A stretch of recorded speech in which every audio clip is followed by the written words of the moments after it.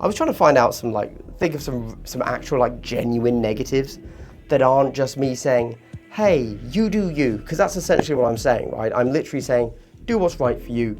And I haven't really managed to critique the Leviathan box much. But I guess this book is the biggest critique I can give it. Hello everybody, Andy from Glass Half Dead here, and today I want to talk to you about the Leviathan box set. Specifically, should you buy it? No, that's too gentle, isn't it? I want to talk about why you shouldn't buy it. And the reason I want to phrase it in that way is because I think it's pretty well regarded as being like, everybody, if you're going to buy it, you know you're going to buy it, right? So there are going to be a lot of people sat on the fence. Maybe you're not into 40k, maybe you're not into whatever, but like, why should you not buy Leviathan?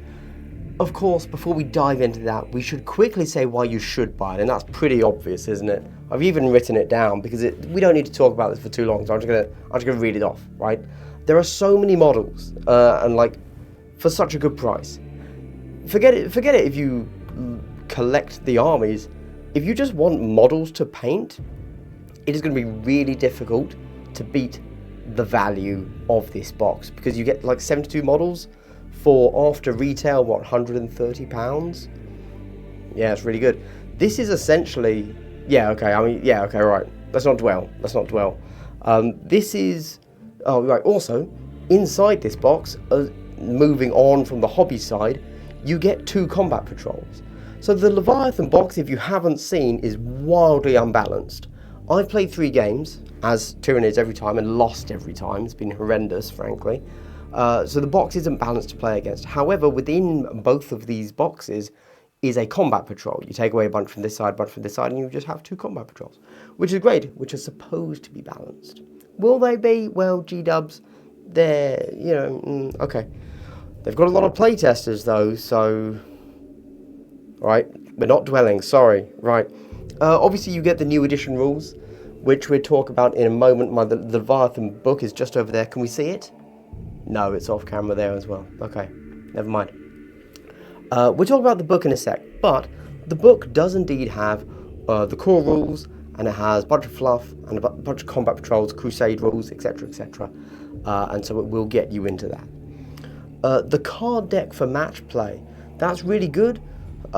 So far we haven't seen that be replicated online, like in the Leviathan book. It gives you the core rules, but you can also just get the core rules online for free, so you don't need that, whereas we haven't seen the Leviathan match play missions be available online, so that's cool. And also, if you're doing match play missions, certainly as a kill team player, I'm finding it very, very useful to have the cards there in front of me, and I think it would be quite hard to replicate the usefulness of that card deck digitally. So that's actually super useful cards. Also, judging from Indomitus, some of these model sculpts are going to be exclusive for the rest of this edition. So in the last one we had a few of the Necron sculpts, and I assume also the Space Marine sculpts, but Space Marines all look so generic, they might, I don't know, they're all just the same, aren't they? So I would imagine that perhaps like the Apothecary Biologus and little Librarian man here, and perhaps 1 or 2 here as well, will actually not get a re-release for the rest of the edition. Oh, him. Yeah. I feel like it's going to be more on the Space Marine side, but maybe it'll happen on this side too. So if you like these models and you're waiting for, I want that specific model, you might not be able to get it outside of Indomitus. This isn't Indomitus, this is Leviathan. Cool. That's it. Those are the reasons. Those are the 5 reasons you should buy Leviathan. Haha. That's right. You clicked on a video that said why you shouldn't buy Leviathan, and I've just told you why you should buy Leviathan. Anyway, if you're a subscriber to my channel, I'd like to give you a big double hello. Wow, so wholesome after I've tricked you. That's right. My trickery is, truly. I'm so sorry. I didn't know what to do. This video is pure filler. I'm actually sick. Like, in the head. What am I doing? Right, let's carry on with the video. Oh, I have like, If you'd like to like and subscribe, that'd be awesome. Really help the channel. Thank you. Okay. Anyway, why should you not buy Leviathan? Great question. So this was inspired a little bit by people on Reddit who started saying, you know, oh, I don't like any of the models and I don't collect either of the armies, but I'm still going to buy it. And I was like, why? Well, in my head, I didn't interact online. That's not my vibe, obviously. And so I don't know. I just got to thinking, if you don't like the models, why would you buy this box? And I thought I'd put a video together for it because that's the kind of weirdo I am, right? Oh, also, just isn't this a lovely little setup? Just so wholesome. Just, you know, vibes, right? Even the models are facing you. They're not facing each other. There's no aggro here.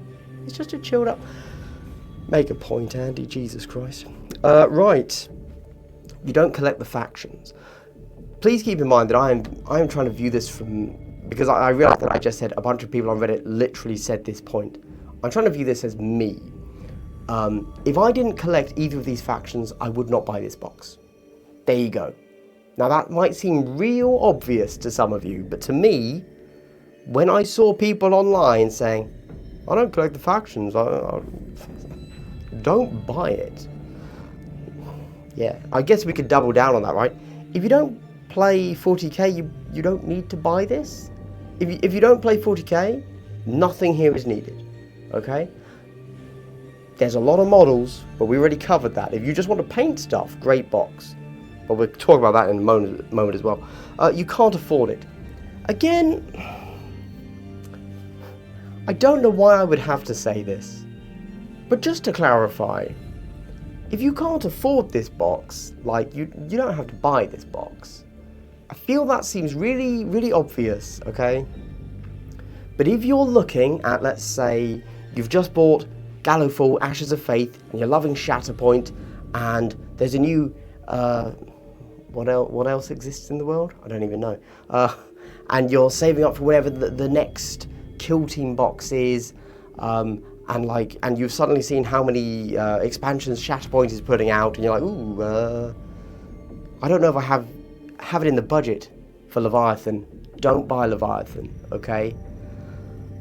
You don't need it, all right? Chill. If you're having to manage your finances, you don't have to buy this. Unless for some reason you deem it as mandatory for your enjoyment and your fun, you don't have to buy Leviathan. There you go. I'm just saying it. It seems incredibly obvious to everybody, but you don't have to buy Leviathan if you cannot afford Leviathan, okay? I just want to say that, right? I realize you're not children. Children don't watch my channel. Everybody that watches my channel is basically my age. Oh, wait, I buy stuff I don't need all the time. That kind of just clicked for me, actually. Yeah, no, I definitely buy more than I should when I'm depressed. So, you don't have to do retail therapy. You can work on your own mind space.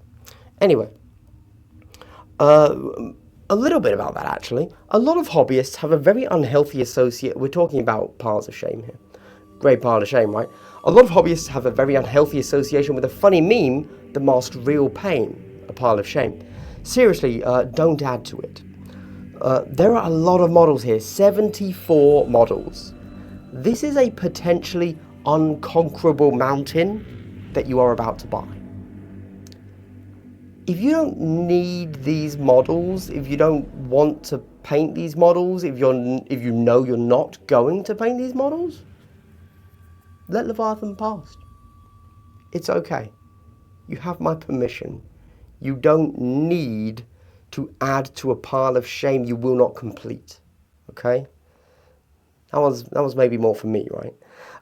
Further to that though, a lot of people, obviously, we get the FOMO, right? The FOMO. What a boomer way of saying that phrase. What I'm saying is, from what we have seen now, because we're just starting to see local game stores get their allocations confirmed or hinted at, and they seem to be passing on to the customer that it's okay, you're not going to have to rush to get Leviathan, okay? So, maybe they're wrong, Maybe GW's lying to them, who knows, anything could still happen, but it seems like at the moment GW has successfully cucked all the rest of their game systems for the last year and successfully made enough copies of Leviathan that they are going to be able to fulfill stores' requests for order amounts, etc. And I've got to be honest, if GW somehow fails at this, then they've really, really, really messed up on a very deep, fundamental, technical level. And I don't much like to give the business side of GW props, but I suspect they are not that incompetent unless something truly out of their control would have turned up, and then it probably would have been in a quarterly earnings report or their annual earnings report, like to the shareholders, I would assume. And that hasn't turned up. So, this could be raw copium. I'm huffing on this one, guys, but I actually think that you will be able to get this for a very long time after the pre-order weekend. In fact, I'm going to go out on a limb and say that you could basically ignore this for the first month and you will still be able to find it in shops, okay? GW is able to forecast. They know how to. Yes, they have been messing up Kill Team forecasting because they don't know what Kill Team was. They guessed based on the previous edition. They know what 10th is. They have very good data based on 9th for what it is. Now, of course, that kind of also leads a little bit, I don't want to talk about it, but like, there's not going to be much resale value in this. So if you're one of those people that thinks, I'm going to buy it, and then, hey, big pile of shame, I'll sell it a year later, no big deal, Warhammer keeps its resale value very well. Or if you're a scalper and you're thinking, I'm going to buy this and, you know, see where it goes. Because GW's probably made enough, I don't think this is going to be scalpable. At least not within, you know, immediately, right? And then finally, I want to talk about the book. The book of this, which is... No. Again, I don't know why I swapped this. You can't see the book in here. The book, Le Bouquet. What am I talking about? I'm going to hold it as a visual aid. This book, out of amusement's sake, I just dropped this on the floor. Landed right on a corner. Hasn't screwed it up too badly. And that's nice. That's reassuring, isn't it? What am I saying about the book, though? I don't even know, frankly. Oh, right. So, I was trying to find out think of some actual, genuine negatives that aren't just me saying, hey, you do you, because that's essentially what I'm saying, right? I'm literally saying, do what's right for you. And I haven't really managed to critique the Leviathan box much. But I guess this book is the biggest critique I can give it. I'm going to have to read what I've written because I actually had things to say and I don't want to forget them. Right, so the core rules are going to be out of date day one. So 60 pages or whatever in this book are the core rules. And we've been told that there's going to be a day one FAQ. There are a few questions that need to be answered. So technically, those core rules are going to be out of date day one. I personally don't care about that, if I'm entirely honest with you. Especially when you remember that the core rules are completely free and have already been given out for free. So I don't really mind that. But some people will. Some people are very attached to their physical print book being valid and up to date for the entirety of its life cycle, I guess. So if you want to view it that way, then technically day one, the core rules in this don't make sense. Fine.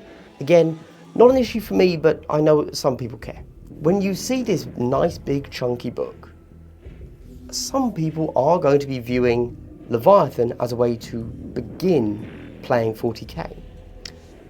But this isn't a beginner's box. This is not a starter box. This is a launch box. GW made a really big deal about Indomitus. And Indomitus, they said this is not a starter box. This is a launch box. I haven't heard them say that for Leviathan.